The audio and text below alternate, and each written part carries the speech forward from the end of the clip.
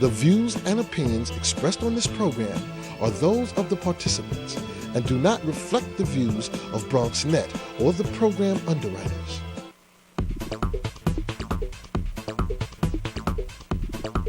BronxNet.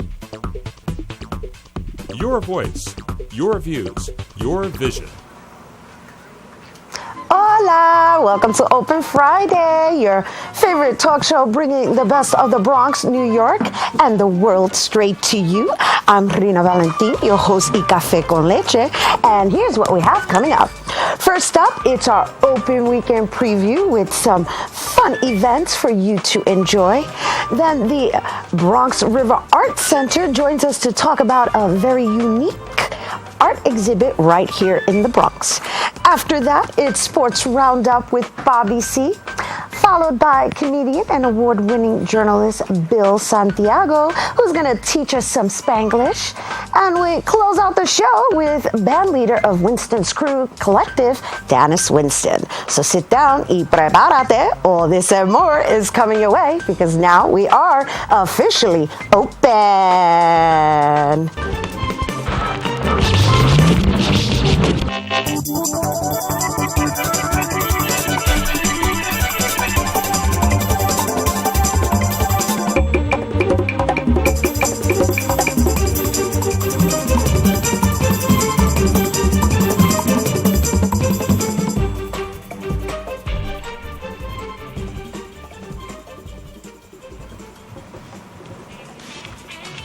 Hello and welcome to Open. I'm Rina Valentin, your host y Café con Leche, for the next hour, reminding you to get social with us online. That's right, tweet us at BronxNet TV with 2 T's and like us on Facebook at Open BronxNet Television. And of course, don't forget to follow me on Twitter and FB at Rina Valentin. Look forward to hearing from you, you know. All right, so we're going to jump right into all things to do in our Open Weekend Preview.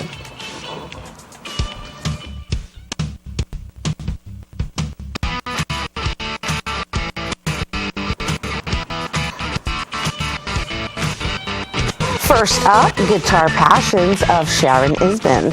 Acclaimed for her extraordinary lyricism, technique, and versatility, multiple Grammy Award winner Sharon Isbin has been hailed as the preeminent guitarist of our time. And she'll be performing right here in the Bronx this Sunday, February 9th at 8 p.m. at the Lehman Center for the Performing Arts, which is located at 250 Bedford Park Boulevard in the Bronx. For more information, visit lehmancenter.org. Our second preview, live at El Museo del Barrio with Bill Santiago and Bobby Sanabria. Comedy Central comedian Bill Santiago and 7-time Grammy nominee percussionist Bobby Sanabria team up for a night of first-class entertainment. Again, this is taking place at El Museo del Barrio this upcoming Wednesday, February 12th from 6:30 p.m. to 8 p.m. And the Museo del Barrio is located at 1230 5th Avenue. And for more information, you can call 212-831-7272 or visit elmuseo.org. And finally, the Bronx Polar Bears is back. Join BronxNet and the Bronx Polar Bears in exploring winter fitness with a brisk dip of the waters of Orchard Beach. There will be hot soups and warm beverages provided. The plunge will take place at 11 a.m. in Section 9 near the boardwalk of Orchard Beach. And for more information and to RSVP this event, call 718-960-1189 or email events@bronxnet.org. And well, that is what we have for you this exciting weekend. So make sure you get out and enjoy. And now, well, and joining us now is my BAFG. That's right. Every week I'm giving her a different acronym. It's Best Animated Fitness Guru this week, Gail. Hello, darling. How are you? Hey, I like that one. You like that one? You like that one? That's awesome. Hi, guys. Hi, everybody. Say hi. What's up, Gail? Oh, I'm very excited about this polar bear plunge.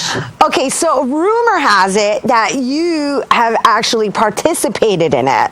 You know what they say about rumors. Oh, but this one happens to be true. It is true. It is true. I jumped into the water a few years ago. It was an experience, to say the least. Okay, so Somebody actually wrote to me on Facebook the actual fact that she actually came down with a cold jumping into the waters in Hawaii. This is somebody from Hawaii in 75-degree weather. So explain to me how that felt, jumping in freezing cold water in the middle of the winter. The crazy thing is you don't actually jump, you walk. Because, we have to get out to the place where the sea drops. Right. A little drop. Right. So you run out and you go there. And of course, you need to do it with people. Don't do it alone ever, because there might be a shock to your body, and you need to make sure that somebody's there to take care of you. Right, and that is the whole point of it, actually, right? The whole point of it is that to actually enjoy that shock factor that you're providing your body with. Oh, absolutely, that's one of the major points of it. It's to make your body really work for it.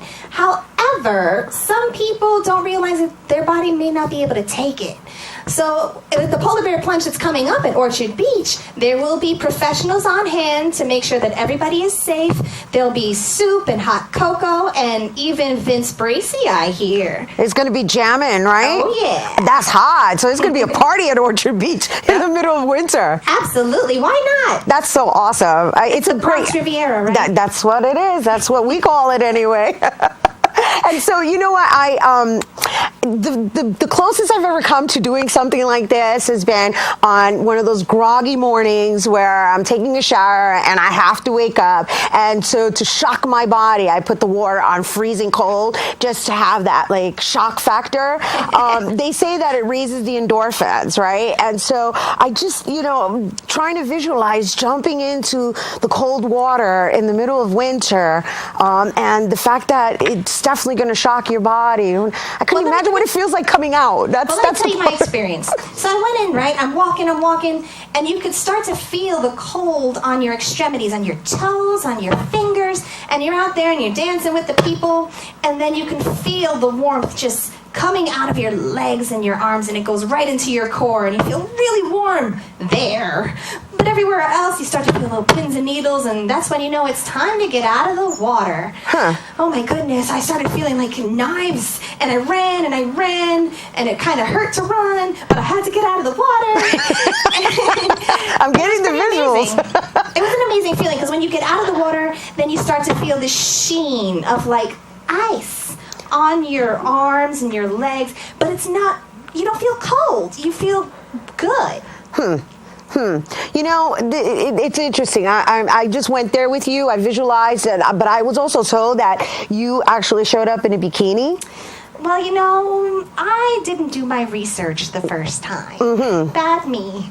I definitely went in a bikini. I was in Puerto Rico 2 days before, and then I came back and he said, why not? Let's jump in the cold water. I was just in the Caribbean. So that's all I had was my bikini, and I didn't have water shoes, which you should have water shoes to take care of your feet, because it took me about an hour and a half to get feeling back in my toes. That's why that was going to be my next question, actually. So now that you experienced what it felt like to jump in a bikini, what do you recommend people wear to take this plunge, aside from the water shoes? Like a swimsuit? A scuba diving suit? Oh, well, you can if you want to be extra warm. Some people actually go out in string bikinis. I saw girls in these really itty-bitty little things. And it depends on your comfort level. In the middle of winter? Oh, yeah. In the middle of the winter, doing splits in the snow. Oh, nice. And there's going to be plenty of snow with all the leftovers we have from Mother Nature. Yeah, what's really funny is, you're walking out onto the beach, and there's snow everywhere. And in your mind, you're saying to yourself, what's wrong with me? Oh, goodness. Why? There's snow everywhere. They're wrapping me up, Gail. Oh, yeah. no. I know. I want to talk about the snow and the Bronx polar bears and you jumping in. Are you doing it again this Saturday? Oh, I can't. I'm busy. Oh, right. Of course. I'm grateful that you're here on Fridays because you've been awfully busy lately. Oh, goodness. Great to have you back, darling. Nice to see you. Bye, everyone. All right. Keep warm. All right. Once again, remember the Orchard Beach Plunge is happening on, it's happening Saturday, February 15th. That's not this Saturday, next Saturday at 11 a.m. in Section 9. So before we go to break, I would like to acknowledge that today is National Black History Month Awareness Day. and it's actually HIV/AIDS Awareness Day. So here at Open, we would like to recognize all those who have made great contributions towards equality, and well, this day is for you.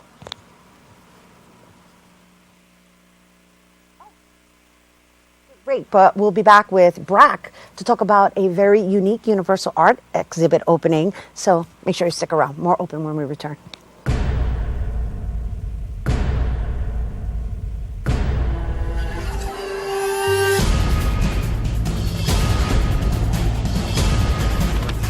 Oh my goodness, I can't do this is an opposite.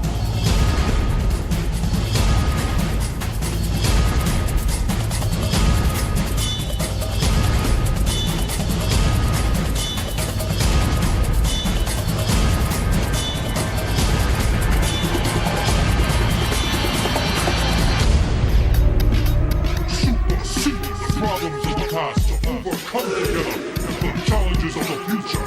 Presenting the first MC, the 21st century Vesuvian man with the message, Grandmaster Melly. You gotta learn your body, pace yourself, and have fun. So let's go have fun. Let's go do it. The tricky thing about shoulders, your shoulders is a 3-tier muscle. You have your front delts, you have your rear delts, and you have your mid delts. So when you're working out your shoulders properly, you have to do 3 different exercises.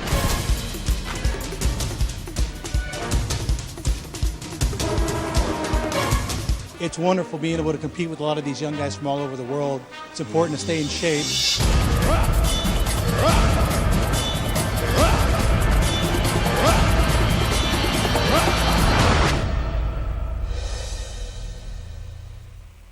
Barry, time is running out. According to my calculations, 1 in 5 kids in America struggles with hunger. How can so many children face hunger when there's more than enough food to feed them all? You're right, Barry. We can help solve hunger by teaming up with Feeding America to get food to hungry kids in communities across the country. Help Flint and the Feeding America network of food banks get food to the people who need it in your community. Find your local Feeding America food bank at feedingamerica.org/hunger. Together, we're Feeding America.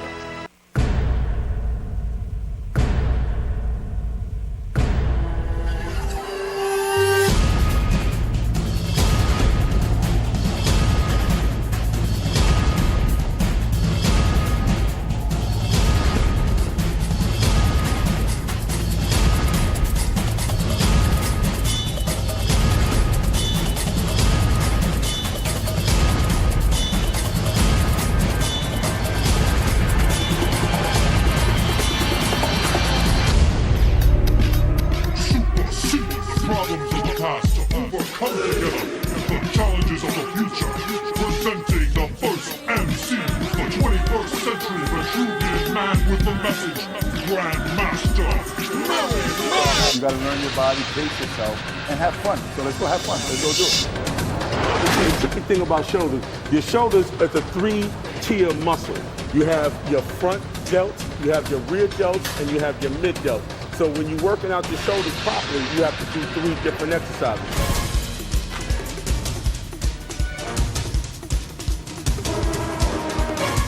It's wonderful being able to compete with a lot of these young guys from all over the world. It's important to stay in shape.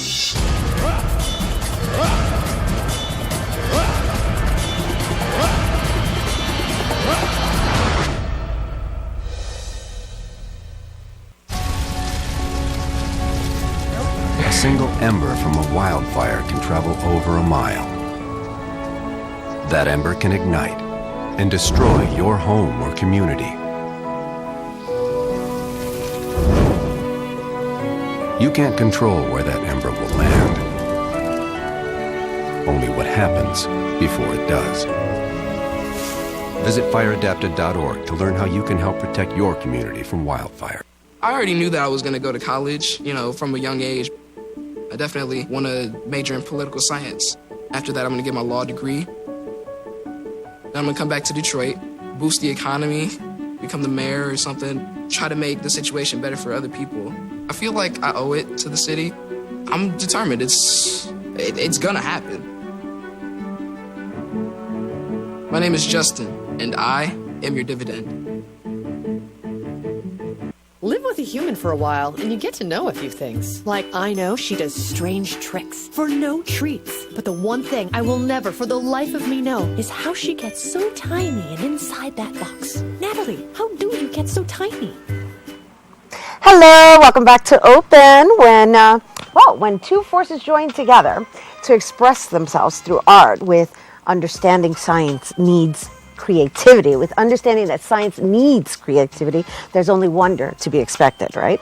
As Russian and American artists come together in response to the impact of Hurricane Sandy and the Chelyabinsk, I hope I said that right, Chelyabinsk meteorite in a new art exhibit called as part of the Rural series at BRAC, which is the Bronx River Arts Center. And here with us to tell us more is Brett Wolfson, Gail Nathan, and Irina Danilova.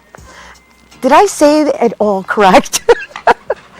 Perfect. Thank you. Thank you for being here. Gail, welcome back. Nice to have you again. Great to see you as always. We are always here anxious to showcase whatever BRAC has going on. Let's just begin with BRAC's progress, right? Because the last time you were here, you were under renovations. I think you're still under renovations. So where are we with that? Well, we are moving right along finally and going back into production. We should be starting to dig and build this spring. So we're right on target again. Okay, so let's just share with everyone exactly what BRAC has been actually granted and the beauty of the rebuilding of the Bronx that's going on, because you're right across the street from the river. I've known you for very many years, and it's just so wonderful to see all this wonderful stuff being rebuilt and just the vibrance of the Bronx. It's great, and I have to say that our area, West Farms, I have recently said, is having its own little renaissance. A lot of things are happening besides our building that's going up. Of course, you've heard about the large housing complex that Signature Properties is putting up along West Farms Road, the biggest development since Co-op City, and our building, and I know Phipps Community Development Corporation, or Phipps Houses, is building some new housing again in the area. It's really booming, and of course the Greenway, now 2 segments of the Greenway are done, and the segment along our way is about to get started again. We've had a little delays in the area, but that always happens in construction, and we've been very much a part of all of this development, which was great. Right. Well, it's really what the Bronx River Arts stands for anyway, right? Right. Exactly. So the fact that you're still keeping it alive, you're still exhibiting artists, even though you have a temporary space for the time being, what's beautiful is that we're actually operating from a universal standpoint, right? Right. Hence, introducing Irina, who is actually from Russia, right? Or originally from Russia, we should say, who resided here in the Bronx, or came straight to the Bronx, per se, by way of another area in New York. But this is like where you resided for very many years. Yes, I lived in Bronx for 5 years, and it was early years in my United States life, and life in the United States. And yes, it was very important for me because I was also Brio awardee, which was very important. That's right. You're also a Brio recipient, right? Yes. Which is Bronx recognizes our own, right? Yes, it was very important recognition at that point. Which is how we met, because we presented her as part of her community service at that time. Right. You were actually presenting with Arthur Aviles, correct? Right. Well, same right, bill. Right, but you both were Brio winners at the same time, presenting your community service from... At the Bronx River Arts Center. At the Bronx River Arts Center, of course, And then we have the scientists in the house. I want to make sure I say your name, because I know it's Brett Wolfson Stufko. Yes. Stufko. And you are the scientist who is also a creator, and it's very fascinating, this whole exhibit. So maybe you can give us a little insight about the natural disasters that are actually being chosen to create from.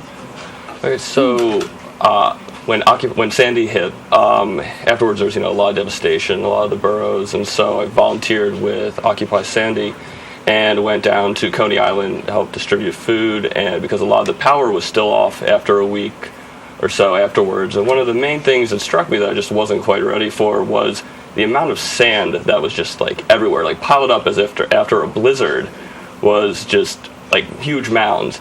And it's just something that people actually have to move and like take away on their own versus like the snow, which you could just wait to melt. And that had a lot of inspirational for the piece that I did for this show. Now, you also have a magazine, right? And your magazine actually contributes to the Bronx River Arts Center. You want to share a little bit about that? Sure, yeah. So I was one of the co-editor-in-chiefs of the Ad Libitum Art and Literary magazine that we run at the Albert Einstein College of Medicine. It's open to all students, faculty, and staff. Anyone a part of the Einstein community can contribute. And we also run a art and literary night in the winter. And we auction off our pieces, and the money that we make is then contributed to the Albert Einstein College of Medicine Ad Libitum Scholarship that we have with BRAC to supplement tuition costs for promising young students who want to take art classes. Right, because the art classes actually begin from kindergarten to about high school, right? The end of high school? Well, and we also have adult classes as well. Oh, so nice. very important. Lots of adults are taking classes with us now. So, but your foundation... We use the scholarships particularly for a high school program that we do in the high schools. Right now we're doing our programming every place around the Bronx. Right. And one of the high schools that we're doing it is the Bronx High School for the Visual Arts, and it's close to Albert Einstein College, so we picked that school to help sponsor the scholarships for some of the students coming from that school into the program. So before we go, let's talk a little bit about Bruegel, the shattering phenomena, which you are also one of the curators of, right? Can you share a little bit about the meteorite incident, just so that, in case people are unaware, what that was about?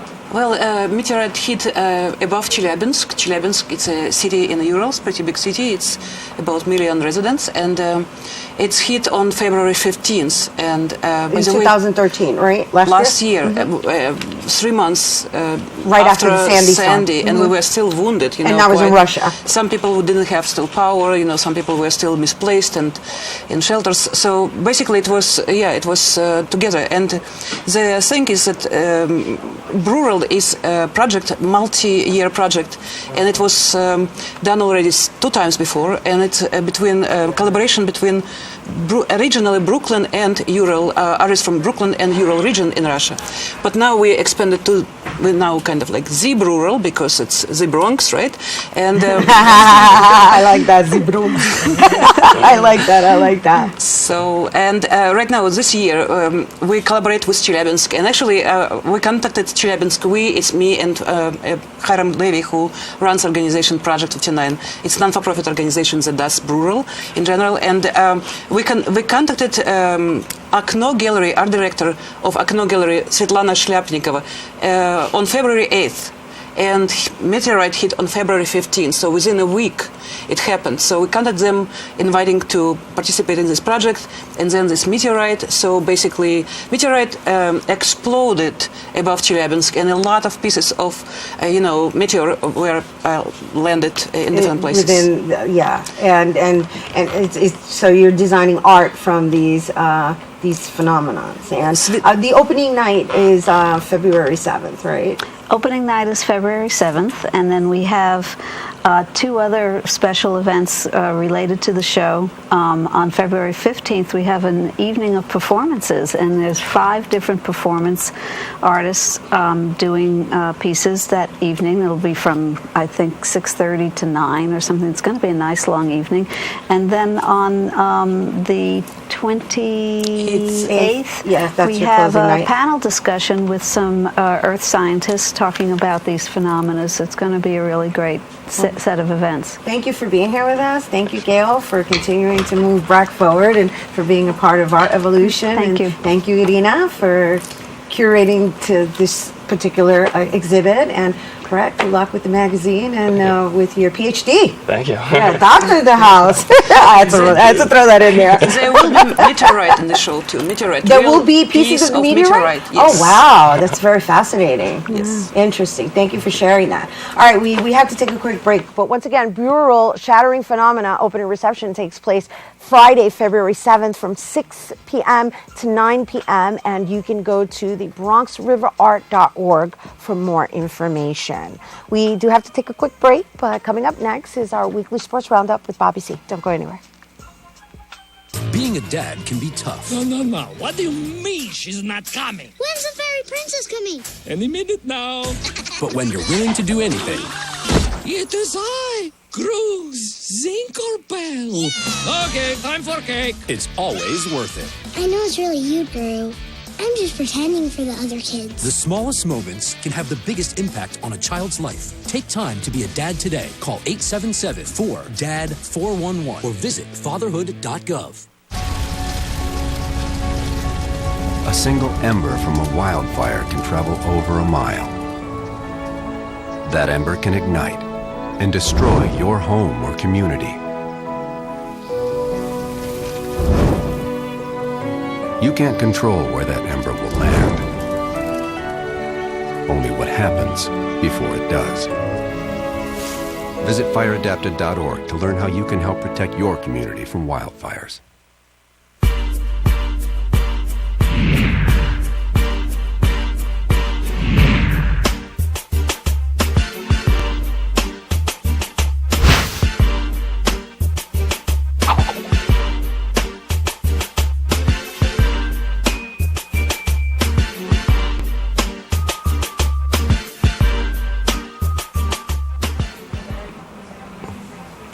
We begin our look back at sports for the week on last Sunday's big game at MetLife. Super Bowl 48 was one-sided to say the least. Seattle trounced Denver 43-8, coming through on the team's mantra all season long, which was make each day a championship day. Super Sunday was certainly their day. The Seahawks won their first Super Bowl crown, and they never let five-time MVP Peyton Manning get going.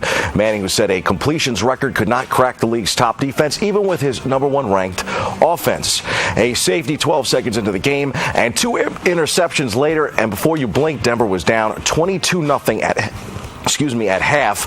Returner Percy Harvin returned a TD to start the third, and Seattle turned the lights out on Manning and the Broncos. Linebacker Malcolm Smith was the MVP. We go inside the locker room for some Super Bowl reaction. They scored on special teams. They got turnovers on defense. They pretty much controlled the field position all night. So, they played their game and we didn't play our game. Yeah, really, the NFL defense is pretty unique. They have certain players, certain schemes, and so they have an excellent defense. They played well, and they executed better than we did. We just zoned it. We felt like we knew their defense, we knew their offense, pretty well, and we knew that, we had a good key on their offense. So everything that they were doing, we felt like we were a step ahead. We didn't want them to get a rhythm on offense, so that was one of the things too. Also, we wanted to keep them from doing. We have guys all over the roster that played really well that are not high draft picks, but guys that really performed at a really high level, and that's because the vision that John could see when he put it together came through, and these guys believed in getting it done and worked really hard to get here. And that's just the mindset we wanted to have throughout the whole season. Just go every game and just leave no doubt in mind that you're going to play your best, you're going to give it your all, and that's exactly what we did throughout this whole season. No player on our team had been to the Super Bowl before. And we only had, I think three, maybe four people, 3 or 4 people just in our organization that's been in the Super Bowl. And so we wanted to win it. We believed we could go out there and go take it. And that's what we did tonight. And you think about the future, if I told you I was thinking about the future, that wouldn't be us. We think about the moment. We're going to enjoy this moment and enjoy tonight and just enjoy how amazing the season has been and reflect back on it and learn from it and grow from it, and then we'll start all over again next year. A young and athletic Seattle team looks like a dynasty in the making. To sadder news, the baseball world is mourning the passing of legend Ralph Kiner. Kiner slugged his way into the Hall of Fame, smashing 369 home runs during his 10-year career, and later enjoyed a great second career as a broadcaster in New York with the original Mets in 1962. He died Thursday at the age of 91 and will be sorely missed here in the Big Apple and around the country, where he touched fans as a voice and as a former baseball great. Time for some quick hitters from around the world of sports. We'll stay on the baseball diamond. With work visa in hand, the newest Yankee, Masahiro Tanaka, could be in the States as early as Sunday. The Bronx Bombers have yet to introduce him to the American media. Speculation is that he could be introduced down in Tampa with pitchers and catchers set to report. On the Mets front, budding ace Matt Harvey is free of setbacks from surgery and will throw soon, a promising sign for the Phenom and the Mets faithful. On the ice, the New York Rangers' 4-game win streak ended as Edmonton scored late in the third off a deflection for a 2-1 6-1 final. The Broadway Blue Shirts are now 31-24-3, good enough for second place in the Metropolitan Division, and will be in Pittsburgh tonight before the Winter Olympic break. Don't get a cold, anybody. It's not good for you. On the hardwood, the Nets topped undermanned San Antonio in Brooklyn Thursday night, winning 103-89. The Spurs were without Tim Duncan and Tony Parker, but the Nets will take the win nonetheless. They are 14-11 at home this season and have won the last two after dropping 3 straight. The Nets will be in Detroit tonight and back home for New Orleans on Sunday. The inconsistent Knicks are back after winning 4 in a row. The Orange and Blue have dropped 3 straight, including Wednesday night's defeat to Portland. They'll take on Denver tonight at the Garden before heading to Oklahoma City on Sunday. Knicks head coach Mike Woodson told ESPN Radio that this season has been kind of a disaster. Reports have surfaced that Woodson could be removed from his post. Star Carmelo Anthony told reporters that this week that would not be his call if Woodson is out. On the local college hardwood, Manhattan bounced back Tuesday in a win over St. Peter's at home. The Jasper men will be in Canisius tonight and then Niagara on Sunday. As for the Rams, Fordham men's basketball will be at GW on Saturday following its win over Rhode Island last week. Keep an eye on the women's team, though. They are 18-5 and have won 3 of the last 4 games. Those are the headlines. We hit the C-list for a final look back at the Super Bowl.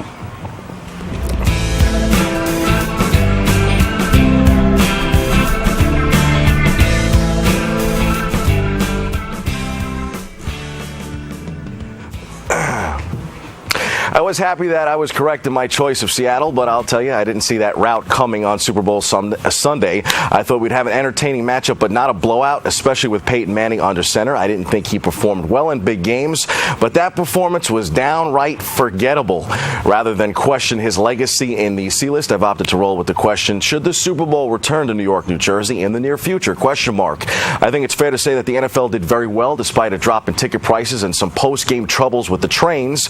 They dodged some bad weather, and for the most part, they had the right 2 teams in the game until the game itself got going. I would suggest considering MetLife sometime in the near future, but I hope that the game doesn't come back around for at least 10 more years, and that maybe the league considers some other outdoor venues, maybe like Washington, as options. But truthfully, I think the idea of having it in a neutral, warm weather climate is a safer bet and probably the best choice for the big game. The Super Bowl experience for me this year gets a B. I heard the commercials weren't even that good. That's your sports. I'm Bobby C.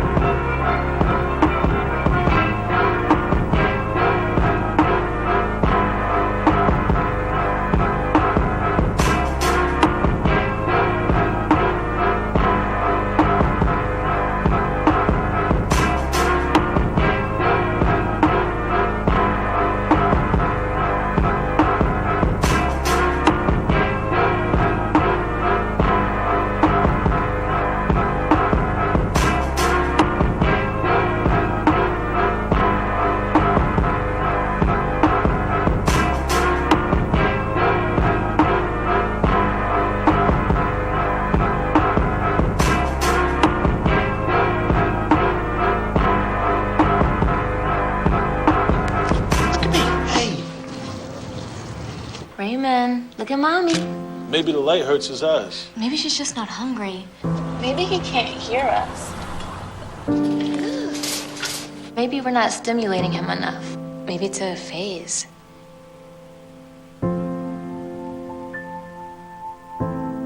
Avoiding eye contact is one early sign of autism. Learn the others today. The sooner it's diagnosed, the better. That went like this. Hi, everybody. Welcome back. We are already having a good time here on set. That's right. And, you know, since you snuck up on me, don't forget to get social with me. Don't forget to tweet us at BronxNetTV. And, of course, follow me at Rina Valentin. So our following guest, who I was just having a chat with, is an award-winning journalist and actually a star of Comedy Central and does correspondence on CNN. Very well known for. Well, we're going to find out in a minute. Wait. Aw, man, they gave it away. Sounds like a very interesting fellow. I would like to meet him. He came dressed like a police officer, Just to finish this up, he's very well known for his phrase, life is too short to be monolingual. Yes, that's you like that one? I do. And also for his dead-on observations about Spanglish, twice the vocabulary, half the grammar. I am so excited, as you can see, to welcome Bill Santiago. Glad to be here. Yay! Yes. There's one person who's got her arms folded, but I'll get her later. Okay, yeah. All right. She took a nap. She just woke her up. Unfortunately, she's on camera. I'm not going to look at that camera because she's asleep. Okay. Don't take it personal. We started though, right? Yeah, we did start. I can't believe you do a live show. I would not have the... We have a live show. All right, okay. Yeah, and it was so live that they caught me having a conversation about asking you whether you brought handcuffs. I do, yeah. We can get to that if you want. Yeah, I don't know if you can tell. I don't do every interview that I do in a NYPD uniform, but I have a new gig. Okay, please do share because I was we've got a new mayor, right? Mayor de Blasio. Right. So I have been tapped by the new mayor to head up his new initiative to improve the image of the NYPD. Stop and frisk, causing all sorts of image problems, racial profiling, a lot of people against it. That's one of the reasons he got in, right? He said, I'm going to eliminate stop and frisk, and as of today, there's no more stop and frisk. I'm heading up a new initiative. As of today, stop and tickle is now in effect, and I don't know why they thought that I had the qualification, but if the mayor wants me to do it, I don't turn that kind of. It's an honor to use these fingers to help out my fellow New Yorkers. That's what I'm representing here today. You are so representing. I don't have to tickle you. From here I can do it. Look at this. I got the magic. Okay, I don't know. I bet I'm not the only one saying, okay, stop and tickle me. Yeah, well, I don't just stop and tickle. Some people want more than tickle. I've handed out cupcakes. Stop and cupcake is big. Stop and cupcakes? Yeah. Stop and massage. I'm just walking down the street, and people don't know what's happening, and they think they're going to get frisked. I'm like, no, I'm giving you cupcakes. Or one particular interaction went very well, and we ended up I stopped and we ended up spooning. That was spooning? A little bit more intimate. Yeah, oh my goodness. Were you spooning standing up? He loved it. Oh it was fantastic. I bet he did. Yeah. I just do what I can. You are quite the friendly officer. I am. People are very surprised. I wish it was more like that. I wish, last time I met a cop was more like this. That's what they say. And I go, all right, well, that's Mayor de Blasio. And have a nice day. I'm really excited about having a new officer, the styles of you under our new mayoral. No, it's true. City Hall hasn't put out the press releases yet, so this is the first time anyone's hearing about it. All right, well, it looks like we have to take a quick break. Already? Yeah, but only because we're warming up, darling. Okay, which means you shouldn't go anywhere because we'll be right back with more of Bill Santiago. We'll Officer Bill Santiago, I should say. Officer Santiago, yeah. Know what? What? Since I got adopted, I've learned a lot about these humans. I know. Check out these two. It's Flirt City over here. Yeah, I noticed that. It looks like my human is definitely into your human. Oh, look! I think she's getting his number. Nice. Your human's got some sweet moves. Takes after his dog. Oh, look, they're doing that thing where they put their arms around each other. She kicked up a leg. It's like in the movies. That's awesome. Looks like we're going to be hanging out a little bit. A single ember that escapes from a wildfire. Okay, so we got one question. A mile. You can't control where that ember will land. Only what happens when it does. Get Fire Adapted now at fireadapted.org. Hey, welcome back to Open, and we were having a nice, stop and tickle discussion with Officer Bill Santiago, actually comedian Bill Santiago, who's still here on set with us. And, just to kind of jump back into the comedic aspect of your existence, like, how long have you been doing comedy? Oh, forever. Forever. How old? How old? Yeah, were you born that way? When did I start? Yeah, were you born that way? Funny? Yes. No. So when did that happen? After high school, I started looking at this as a possible career. Right. Who rejected you in junior high? No, it wasn't. It wasn't about that. It was just, I used to see all the comedians on TV, and I kind of thought that was something I could do, but I didn't know it was a job. I found that out later. If I had known that first, I actually would be a cop now. You would actually be a cop now? I didn't realize it was a job. I didn't know you had to work at it. I thought you just get up in front of the TV and tell your jokes, and that's it. You know? Right. Well, you're really good at it. There's more to it. Yeah, there is more to it. And the fact that you actually add research behind it. Oh, I research every joke. And that's what's holding me back.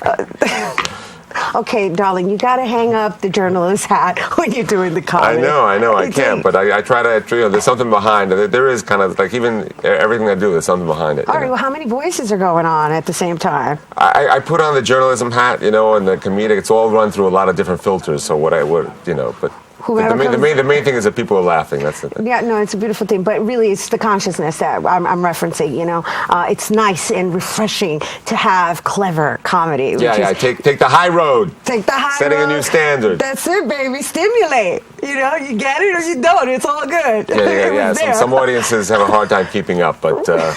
I like to challenge them a little bit. So what about the ones that are on Anglo and you go in there and actually do your bit on Spanglish?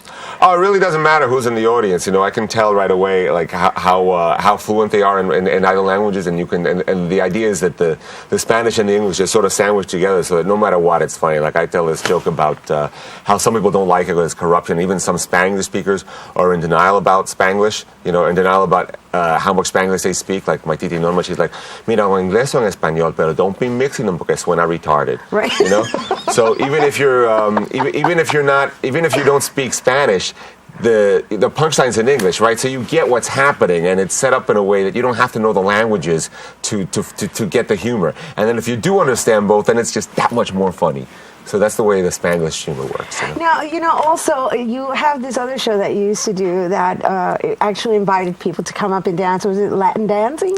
Yeah, the funny of Latin dance. Like I'm going through all aspects of when I do the Latin stuff, all aspects of the culture. So language was the Spanglish stuff, and then so I'm like, what's the next area to tackle? So how about going from language to body language? So of course all the dances, and there's so many Latin dances out there, and every nationality has their own default dances, And I found that very interesting, and how do you get at that humor? And I thought, well, the jokes have to come from actual interactions when you're dancing with people, because when I'm dancing, that's when all these things are occurring to me. And I thought, well, let's just bring the people from the audience, and that's the way I'll get the joke, just by dancing with them. And then that audience participation became the main part of the show, and I do it with live musicians, and we just bring people up on board, and they dance whatever dances, and like we'll be dancing bachata, and then I'll say, well, hey, what about tango? Oh, God, tango's too hard. And then we'll start dancing tango, and we just go through it, and the Mexican dances, we do everything, and then.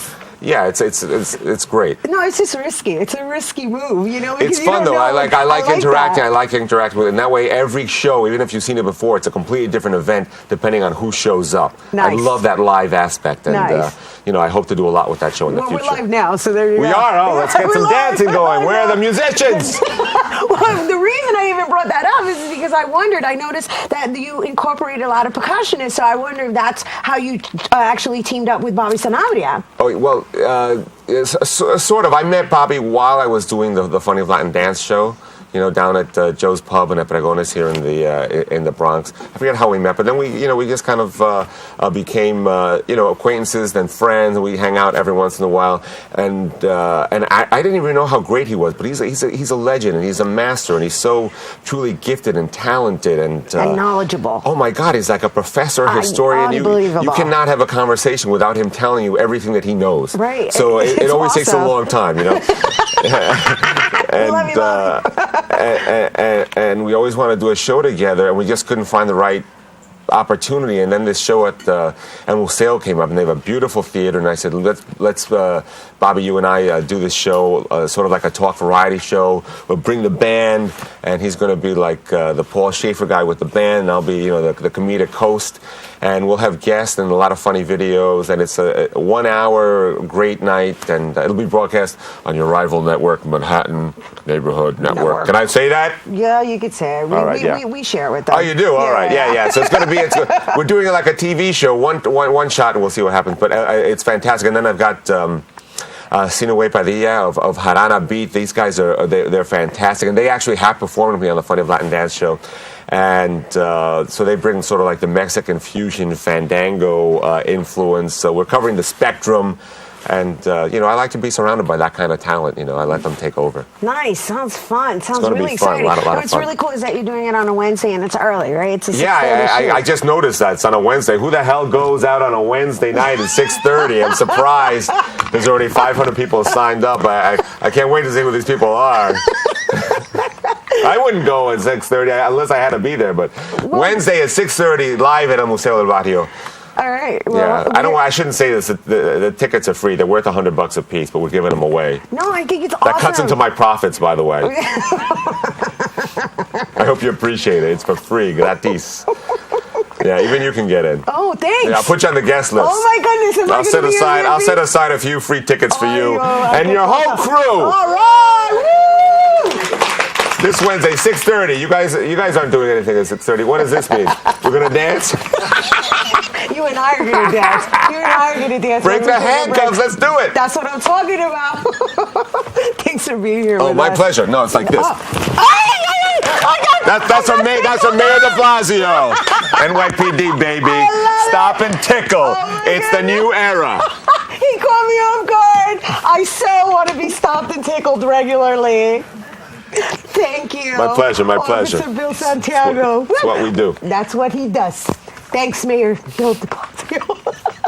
All right, once again, the one-night event live at El Museo with Bill Santiago and Bobby Sanabria is happening. Harana Beats is happening Wednesday, February 12th from 6:30 to 8 p.m. But he's saying to arrive at 6 because we already know, the Latino time, the colored people time. Get there on time because the tickets are free. All you got to do is RSVP at elmuseo.org.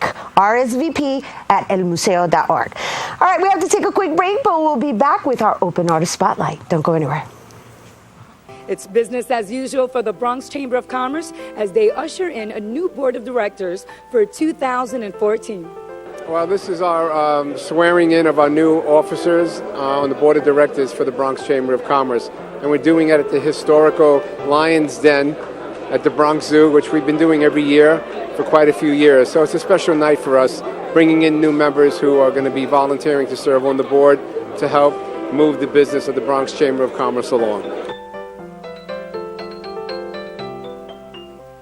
Our little bank has been in the Bronx for the last 15 years. We have two branches, one in Riverdale, the other one in Woodlawn. And we're hoping that this new involvement with the Chamber could be very prosperous for the bank, and hopefully we can make a real contribution to the community. Re-inaugurated board member Michael Maxnabi of BronxNet Television. You can see there's distinguished, dynamic board members that really are contributing to all that is happening here, this emerging borough where we have great opportunity for the community. Longtime Bronx resident and New York State Senator Jeff Klein swore in the new board and also spoke about the new economic developments for the Bronx. The great thing about the Chamber over the years, being that they've been so supportive at networking events and really highlighting and showcasing the Bronx, making sure that our economic development here is second to none. But one of the things that I'm particularly proud of is that they promote issues. And they promote things that are very important to the Bronx, to the city, and to our state. We have a lot of other things we're very excited about. I know we have Bronx Community College here with us today. One of the things that we did late in the legislative session last year was Startup New York, an amazing concept that now that on college campuses around the state of New York, if a business locates there, it's tax-free for 10 years. You heard tonight that there are a significant number of returning vets, disabled and otherwise, who are unable to be employed. And so it becomes very important not only that we support our businesses, but we help them to grow, because with their growth, we can increase employment in the Bronx. By developing new businesses in the Bronx, we will become a destination point where people from all different areas will come to work, to live. There will be great opportunities.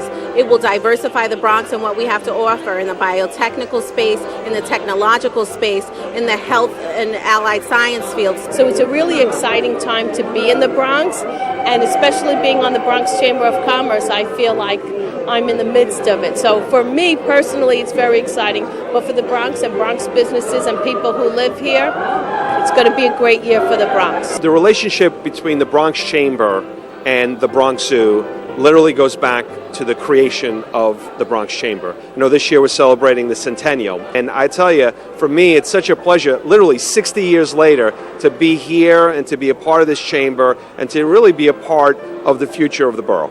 Madeline Rodriguez reporting for Bronx Net Television. Hello and welcome back to Open. It is now time to get ready to groove and move. That's right. It's now time for our Open Artist Spotlight.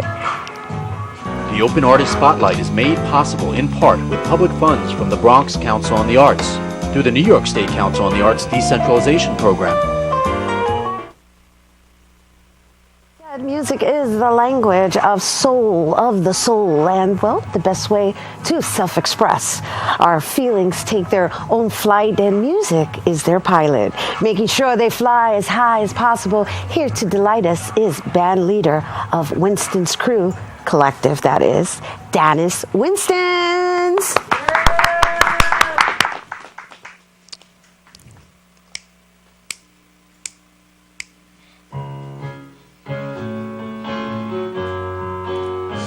Oh, yeah.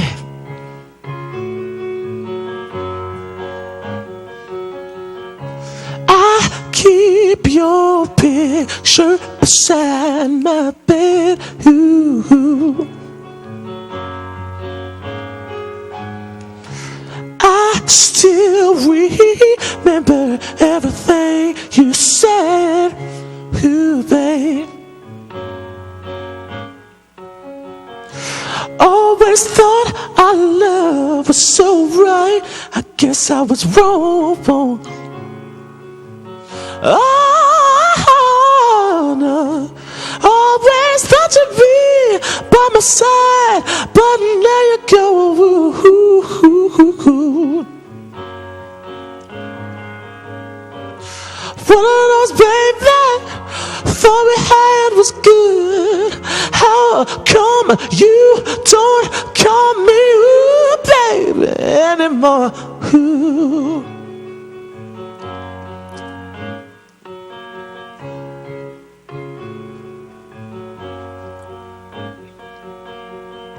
Stand by the fire on a rainy night.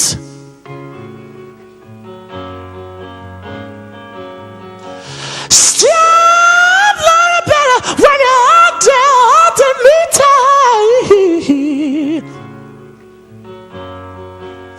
See, baby, everybody said that we should never part.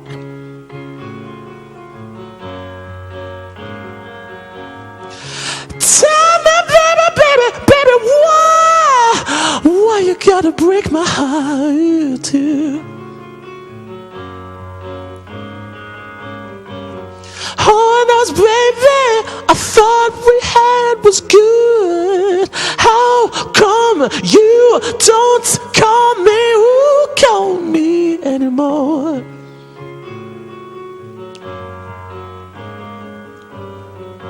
Sometimes it feels like I'm gonna die, baby.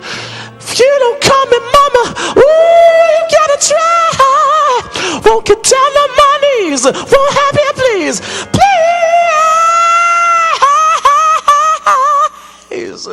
Ooh, call me. Ooh. You gotta call me sometime, mama. Yeah. Call me, yeah.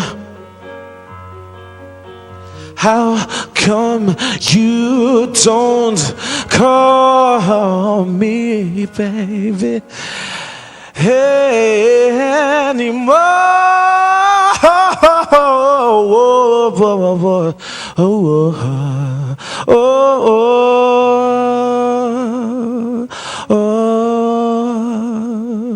Yeah.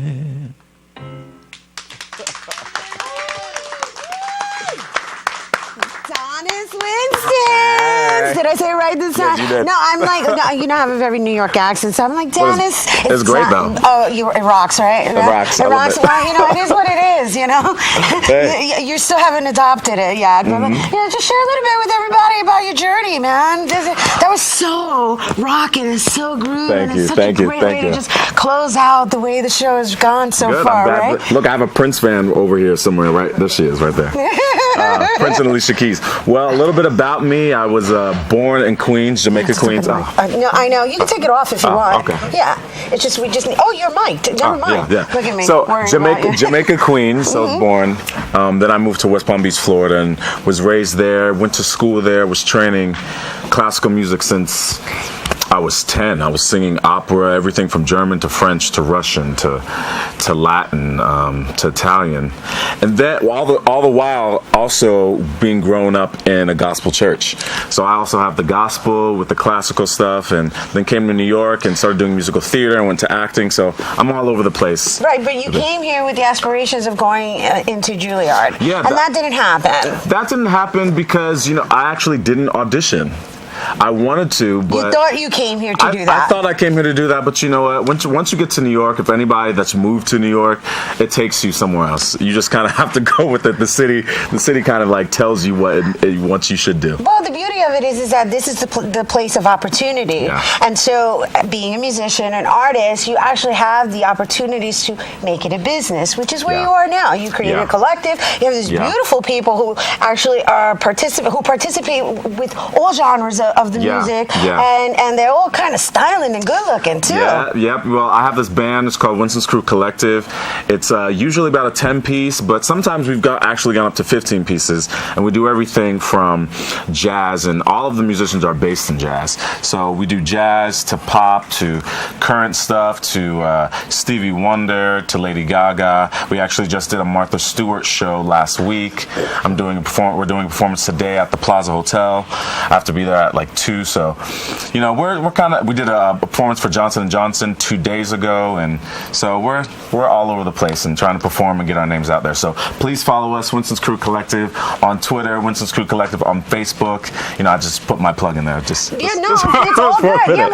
That's the world we live in. It's a social media world, and that's how we're able to actually keep in touch and keep up to date. And the fact that you just built this whole thing from scratch, it's such an inspiration. It really is, because the music field is very challenging.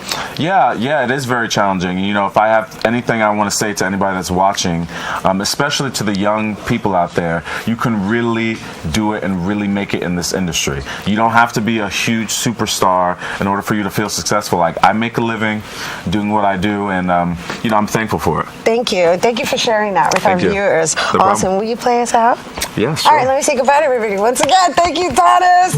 And for more on the Winston's Crew Collective, you can go to winstonscrew.com. And that is our show today. Thanks to all our guests for coming through, and to you, our viewers, for tuning in. Be sure to check out the Recablecast tonight and throughout the weekend here on BronxNet, 24 hours a day at BronxNet.org. Also, you can tune in on Monday to check out the Open Monday edition with Bob Lee. And once again, I'm Rina Valentin, and from all of us here at Open, may the universe provide peace, prosperity, y amor. Happy Black History Month, everyone. Adios. I'm about to get arrested. Come, Officer Bill Santiago. He's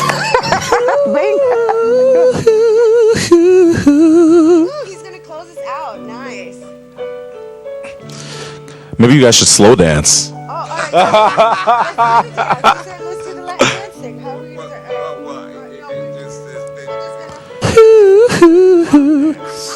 So we go like this.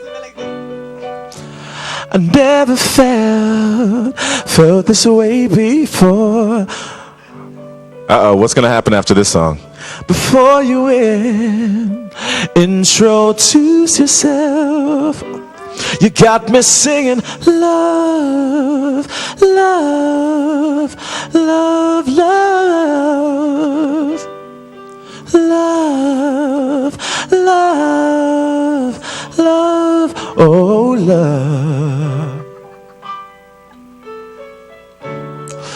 Everything about you, girl, makes me wanna. There you go.